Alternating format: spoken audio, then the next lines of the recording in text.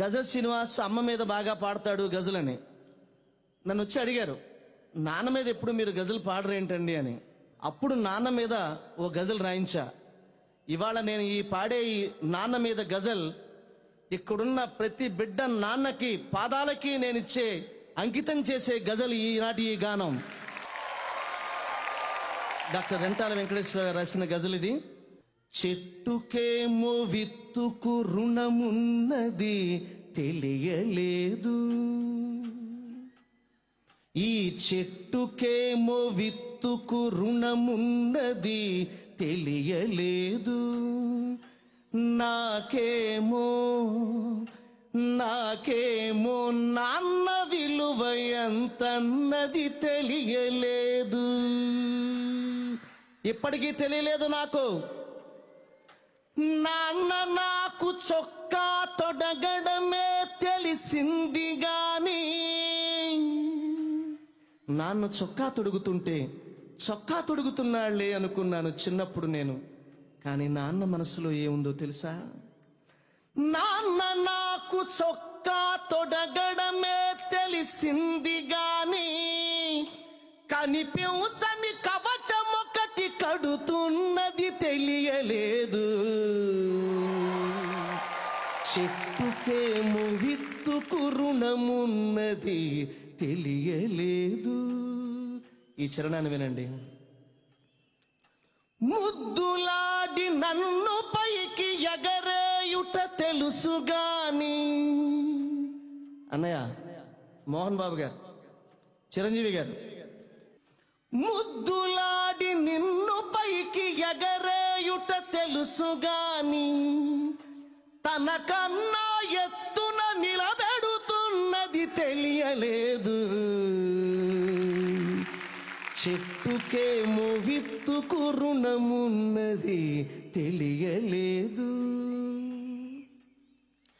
చేయి పట్టి నాన్న నన్ను నడిపించుట తెలుసుగాని, నాన్న చిన్నప్పుడు నడక నేర్పిస్తున్నాడేమో అనుకున్నాను నేను. కానీ నాన్న మనసులో ఏముందో తెలుసా? చేయి పట్టి నాన్న నన్ను నడిపించుట తెలుసుగాని, నా యాత్రకు శ్రీకారం చుడుతున్నది తెలియలేదు. డాక్టర్ రెంటాల గారు రాసిన గజల్ ఇది. ఏమి తండ్రి రెంటాల కన్నీళ్లను కూడా దాచి, నాన్న కూడా ఏడుస్తాడు, అమ్మ ఎప్పుడు ఏడుస్తూనే ఉంటుంది. నాన్న ఏడవడం మనం చూడం, నాన్న పక్కకెళ్ళి ఏడుస్తాడు. ఏడుస్తున్నప్పుడు కన్నీళ్లు కిందకి రాల్చడట, కన్నీళ్లని కళ్ళల్లో దాచుకుంటాడట. దాచుకుని మరలా వాటిని ఎలా ఖర్చు పెడతాడో తెలుసా నాన్న? ఏమి తండ్రి రెంటాల కన్నీళ్లను కూడా దాచి, నాకై చెమటగా ఖర్చు పెడుతున్నది తెలియలేదు. చెట్టుకేమో విత్తుకు రుణమున్నది తెలియలేదు. చిరంజీవి గారు, ఇవాళ వీళ్ళు కొట్టే చప్పట్లు మీవి కావు, మీ అమ్మా నాన్నవి. రేపు చరణ్ కోసం కొట్టే చప్పట్లన్నీ మీవే. ఏమి తండ్రి రెంటాల కన్నీళ్లను కూడా దాచి, అలా కన్నీళ్లను దాచుకున్న ఆ నాన్న జీవితంలో ఎలా ఉంటాడు అంటే, నా జీవం నా సారం, నా జీవం నా సారం చీల్చి చూసుకుంటే గాని,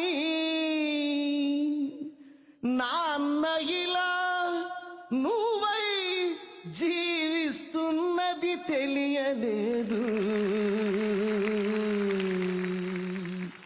చెట్టుకేమో విత్తుకు రుణమున్నది తెలియలేదు, నాకేమో నాన్న విలువ ఎంతన్నది తెలియలేదు.